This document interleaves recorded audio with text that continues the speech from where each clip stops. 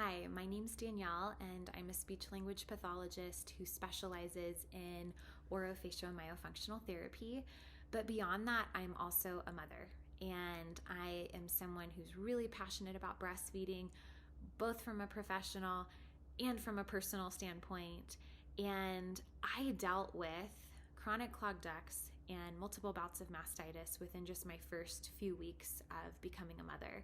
And so I wanted to create some content with some tools and some strategies that I found so helpful. These were the things that it took me months to find that I wish somebody had given me in a care package before I gave birth and just said, be ready just in case.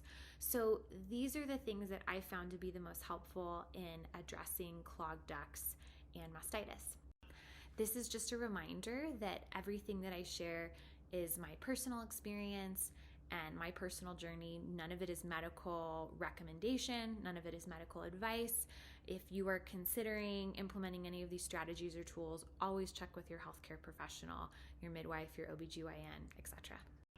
The first thing that I do not travel anywhere without while breastfeeding is my Haakaa pump and Epsom salt. Both extremely affordable, and tools that I will always have, in my bag anytime we travel. If you have a clogged duct that has come on, this hack has saved my life. And essentially what you do is you take 1 to 2 tablespoons of Epsom salt, you spoon them into the little Haakaa passive pump. You will fill it to the top with warm water, as warm as you can tolerate. You'll get your finger in there, or the bottom of a spoon or a knife or a fork, and you'll stir it around. And then you are going to flip it like this and then suction it onto the breast, and you're going to recline so that your whole nipple is submerged in the warm water. Now what I do is I will gently massage, especially where there's a lump. I'm not going really hard. I'm not digging. I'm not using a massage gun. I'm just really lightly massaging and trying to move where the clog is. But this, I have gotten rid of a clogged duct once with just having this on, and I took it off and the clogged duct was unclogged.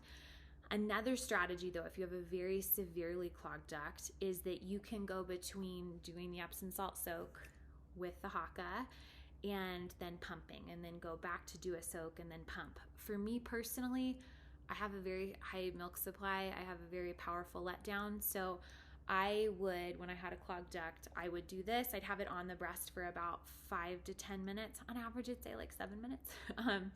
I would take it off and I would pump roughly around like 5 minutes I would pump. And then I would put it back on, and I would get a whole new, fresh Epsom salt, new warm water, put it in, I'd put it back on. And the most severe clogged duct I ever had, I did that for a series of 4 times. And we're talking, it was like a hard lump this large. It was huge. I had not slept for multiple weeks. Like, we'd had family in town and friends back to back to back for 4 weeks. I hadn't been sleeping. I was driving people to the airport at obscene hours. Never going to do that again. But I unsurprisingly got a clogged duct. I find that for me, when I'm stressed, I'm dehydrated, and I'm exhausted and just have thrown sleeping completely out the window, that is when I am most prone. So that strategy worked even in that crazy time. The other thing that I swear by is sunflower lecithin. This is legendary milk. I like that it's gluten-free, it's non-GMO, it's soy-free, it's sugar-free. They're really clear that there are no additives. I did some research on the company. It seems more integrous than some of the other brands that I saw.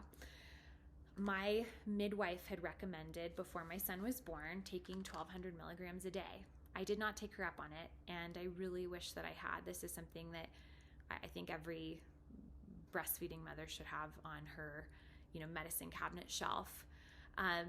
I take 1 a day because I have really, really thick, really rich, creamy milk. I eat a lot of good saturated fat, like pasture-raised butter, eggs, salmon, brie, ghee. So I have very rich milk, and I find that the sunflower lecithin is amazing because it actually emulsifies the milk and helps make it thinner, which has been important for me. I just found that this was a really great preventative tool. Now, the bottle says that For clogged or plugged ducts, you can take one soft gel 3 to 4 times daily. So in the event that I have a clogged duct, I will take one every 6 hours. So I would have 4 in a day.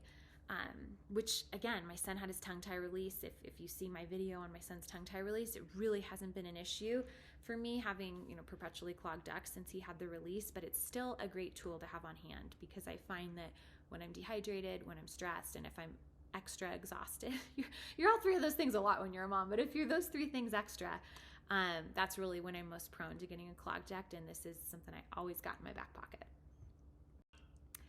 This is not commonly talked about, but I think it's one of the most important things to keep your milk moving, and that is movement. Movement is so important for the lymphatic system, and the milk duct system and the lymphatic system, lymphatic ducts, run very closely to each other. And I found for me, when I was dealing with mastitis around 6 weeks postpartum, that was right around when I was starting to walk, and that was really like my primary form of exercise until 4 months postpartum. But I found that walking was really important and just moving, and it can be really easy depending on the time of year to be stuck inside, to not want to get up and move around because you're healing. But I found that just walking was so therapeutic and so good for my body, and it helped. I always felt better after walking, and so movement is a really important part of my routine in my life. I feel like movement and lymphatics kind of go hand in hand, and so doing some massage around your breast tissue can be helpful too, and that's something that you can do when you're in the bath, when you're in the shower. I would do massages in circles in both directions, softly and gently with warm water, or with lotion if I was putting lotion on my body. Although I typically didn't put lotion on my breasts, or any type of like essential oil or anything actually after giving birth, because I heard that scents were something that you never wanted to have on your body because it could confuse your baby. So maybe you're using, like, jojoba oil doesn't have a scent. Maybe you're using, a moisturizing, unscented body wash. That might be something that you use to massage with. And the last and the most important thing is resting.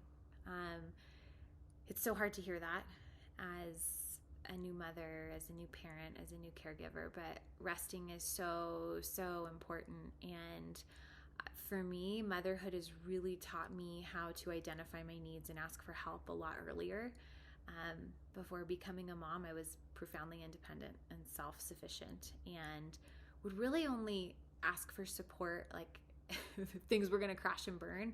And I've learned that as a parent, it's so important to ask for help and ask for support earlier. And so I actually find that on the rare occasion now that I have a clogged duct, like I said, my son had the tongue tie release and we saw a profound change in my breast health and really an elimination of those issues. But if I'm really stressed, if I'm really exhausted, I'm really fatigued, and I haven't had any margins like at all for myself, and I've just been in full caregiver mode without doing anything to refill my bucket, those are the times when I get a clogged duct and my body kind of says, hey, pause, take a step back. You need help and you need support, and you can't keep going at this pace. So while a lot of these strategies are great and it's so good to have these tools in your back pocket, I think it's really important to see who in your life can support you and who you can support in return. If you're blessed to have a partner, it's so important to learn how to voice to your partner the needs that you have. And my husband and I start every day saying, how can I support you today? How can I love you? And how can I support you today? And we usually check in at night too, because sometimes that changes. Sometimes you need more support at the end of the day.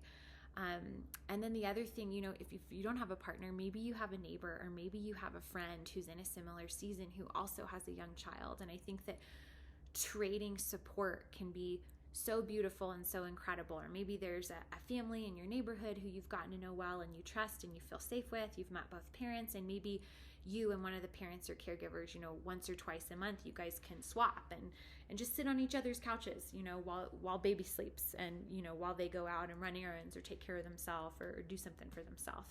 And family too. I think it's so important to learn how to ask family for help and support. So wherever this finds you on your journey, I'm sending you lots of love and lots of good thoughts. Breastfeeding, man, it was one of the hardest things I've ever done. It's also one of the most rewarding things I've ever done.